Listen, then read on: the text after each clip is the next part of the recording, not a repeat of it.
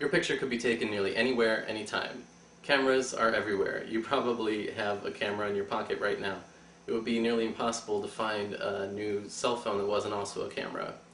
Even before cell phones, there were disposable cameras and Polaroid cameras. Photography has really been simplified and made portable so that anyone could take a picture. Before these innovations, photographs were taken primarily by professionals and enthusiasts. Thanks to my mother, I've been a photography enthusiast since I can remember.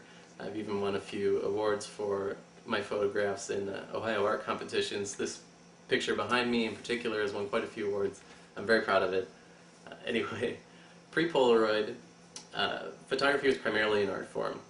Like a painter uses brushstrokes and certain pigments and paint types to create their art, a photographer has camera settings such as aperture and shutter speed at their disposal, which they manipulate to get the image they desire. There is much more to photography than just pointing and shooting. So obviously there's much more to painting than using a certain brushstroke or picking a paint. There's more to photography than pointing and shooting, but still these camera settings, aperture and shutter speed, are very important to how the image ends up looking. I'll start by explaining some of the fundamentals of how a film camera works. John Hedgecoe, a best-selling author of books on photography, describes light as essential to photography in his 1993 book, Photography Basics. When you take a picture, light is let into the camera and it causes a chemical reaction on the frame of film. It exposes the film and forms an image. Now, when you push the button on your camera, it opens the shutter. The shutter is basically a piece of metal that serves as a barrier between the light and the frame of film. When the shutter opens, it allows the film to be exposed to the light. So the amount of light that is let in by the shutter has an influence on how the picture looks. If too much light is let in, the image will look washed out. If not enough light is let in, the image will be too dark. Now there are two camera settings in particular that influence the shutter and the amount of light that is let into the camera. The first of these settings is called shutter speed. Shutter speed refers to how long the shutter is open after pushing the button on your camera. Film is very sensitive and only requires a small amount of light to work, and for this reason shutter speed is measured in hundredths of a second. The shutter is the noise that you hear when you take a picture. It's the shutter opening and closing, the shutter has an influence on how the picture looks.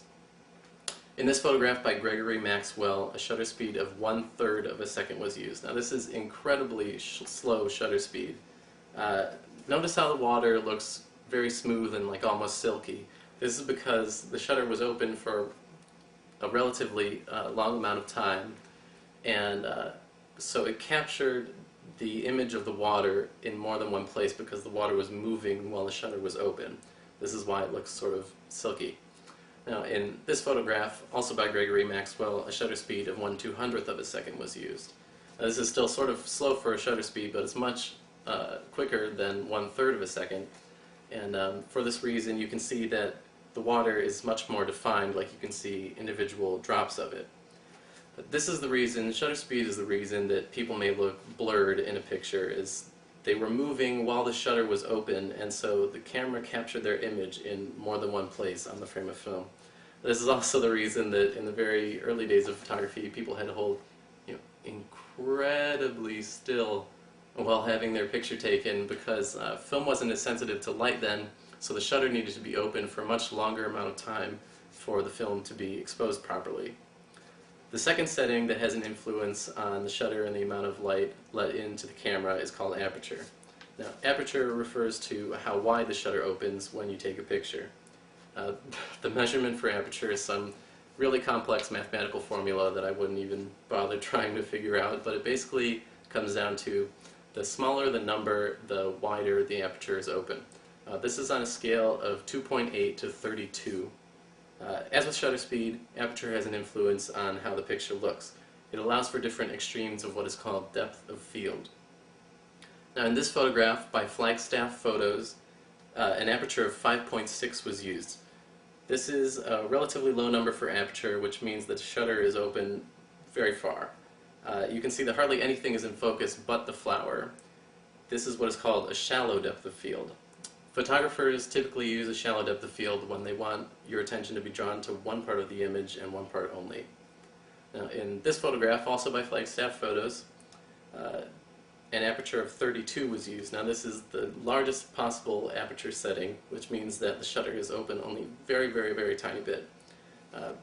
Because of this being a much larger number, you can see that a great deal more in the photograph is in focus. It has a greater depth of field. So to summarize, light is essential to photography. It causes film to have a chemical reaction which creates an image. When taking a photo, the shutter is open either a very little bit or a lot, and for either a short amount of time or a longer amount of time. Either way, it's a really small amount of time.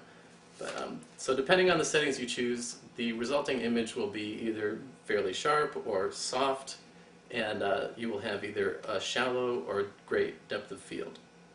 So as you can see, there's much more to photography than just pointing and shooting.